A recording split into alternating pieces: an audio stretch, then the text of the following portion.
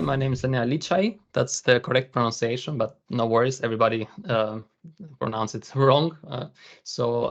Yeah, I'm 32 years old. I live in Germany, and my job is a business consultant, and I'm also a tech lead in my company for the topics Power BI.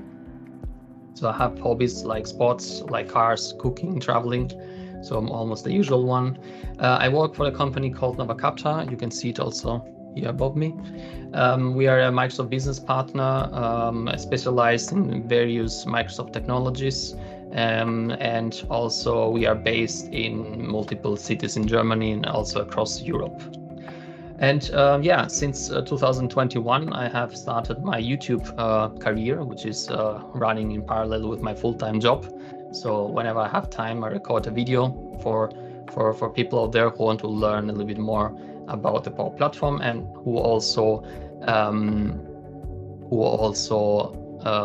yeah, have issues finding a solution for a specific use case. Yeah, so the topic and the scenario for today is, as I said a little bit, we have one SharePoint list, which is called the master list. And yeah, we have this master list is a SharePoint list, which will be updated frequently by the users, and its information needs to be synced in a second list, which I'm calling the child list. And we have here in the middle Power Automate, because the Power Automate workflow will do this, will make this happen by synchronizing, by transferring the data from one list to the child list. And the child list is the second one, which is going to be synced from the master list. So I don't know if you had this before in your use case, but you can ask in the comment. Maybe you can write in the chat what scenario you've had, and after my session, I might be able to answer. Okay, I hope you can see this screen now. Yeah, luckily for ready, I have already created a SharePoint list because I thought I want to save you that time. I think you know how to create a SharePoint list now. But yeah, so let's go through the structure of this SharePoint list real quick so that you know how this might look like in your scenario as well. So we have, as I showed you, this master list. No? I'm working here with a template. It's called travel requests, which I've shortened a little bit because there are more columns usually. And this is just example columns, but you can have it for your use case made differently. And what we have here also is attachments, because I want to sync attachments between the master list and the child list as well. And yeah, so this is the master list. So if we go now to the child list, we have here a slight difference. First of all, this is based in or located in two different locations. So this is my Microsoft SharePoint site, and this here is a communication site. It's a completely different one. It doesn't play a big role. It's just to make it a little bit different, to have it, for example, in different places. Maybe this will be for different departments in such a scenario. So yeah, so the travel request child list, which is going to be synced, is, as I said, exactly the same. The only difference here is that we have this synced ID. The synced ID is the column that where we will write the ID of the master list, because when a new item is created in the master list, we want to create here in the child ID a new item. By creating this new item, we will write here the ID of that master list item that we just synced in the child list. We need that also, especially when we edit, because when you change here an item, obviously you change something after you have created it. So you will have it here in the child list. And when you change something in the master list, you want to get that item from the child list with that ID so that you edit the right item. So that's why this column synced ID is an important one. This is just a text column because we are just writing a number there. It doesn't have to be a number. It can be, but I usually go with text. It's easier to create and to maintain. So yeah, very simple. Okay, so I think that's it for the structure of the two SharePoint lists. If you have any questions, you can ask them in the chat, and if I can spontaneously answer, otherwise later on the Q&A. Okay, so we will start by creating this as an automated cloud flow because we want it to be triggered every time an item is created or modified in our master list. So let's call this sync SharePoint demo. And as I said, we are going to use the trigger when an item is created or modified. Okay, so the first thing I'll do, I'll go to the standard or to the old designer because I think the new designer has one or two bugs which I don't want to be to handle now. So let me go to my master list SharePoint site, which as I said is this Microsoft one here, and I'm going to grab my master list travel requests, and this is from where my workflow will be triggered. So the next step is I want to grab the items from the child list. The reason why I'm doing that with a get items, is because I want to see if the item that I've just created or modified, the one that triggered my workflow, is already in that child list or not. And the reason why I cannot use get item is because here I can only put the ID, or I can put a specific ID, but I cannot filter the query by the ID that I'm getting from here. That's why I cannot use get item. I can only use get items. So I get items, and here I'm going to select then my other SharePoint site, which is a communication site, where my child list is located. Child request child. And as I said, here we have much more options when we use get items, and the one that we need is the filter query. And here we are going to see, or we're going to filter that our ID from the item that was created here.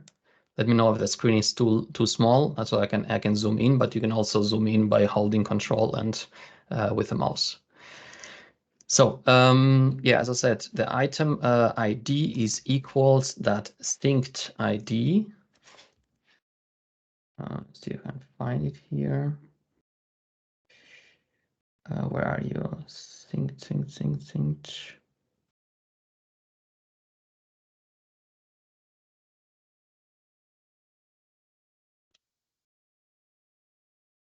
Am I blind? Or did I lose it?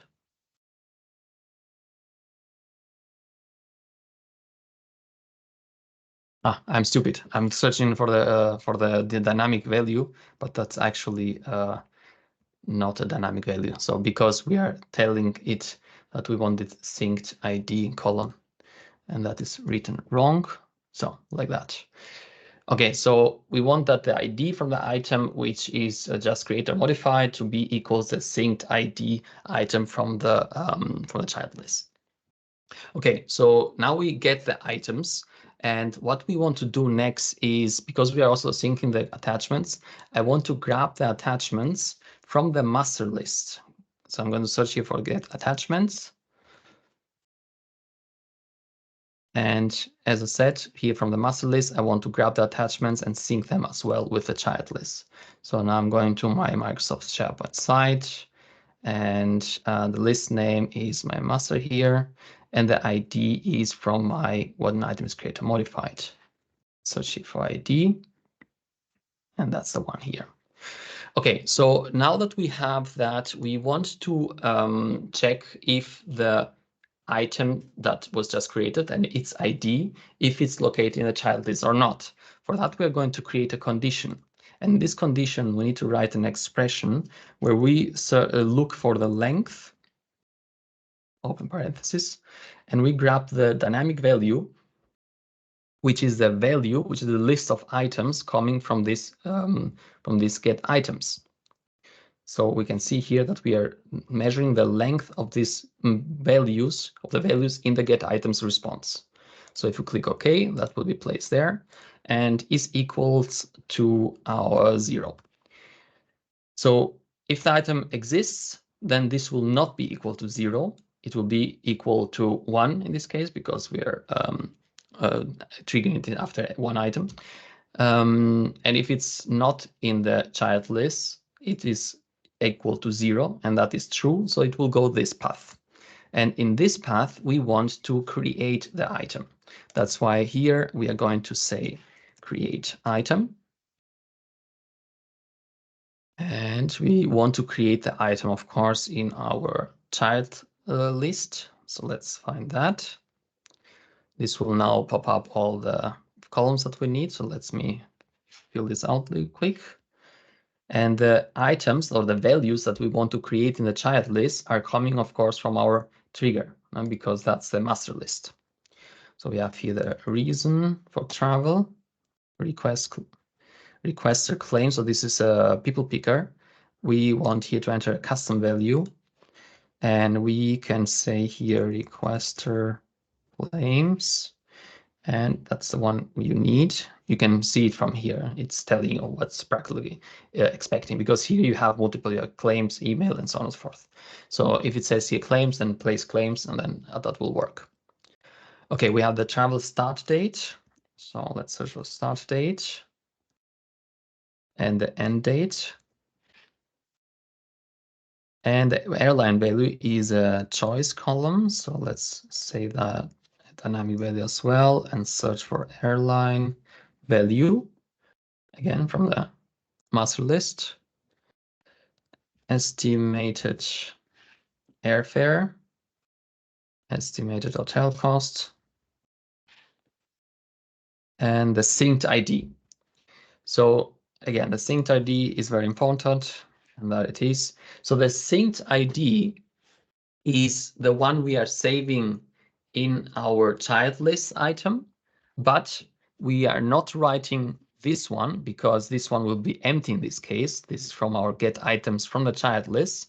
We want the ID again from our when item is created or modified, because we want to write the ID of the master list item in the child list item, so that we can then on the right path, after this item has been created once, we can find it and then modify it.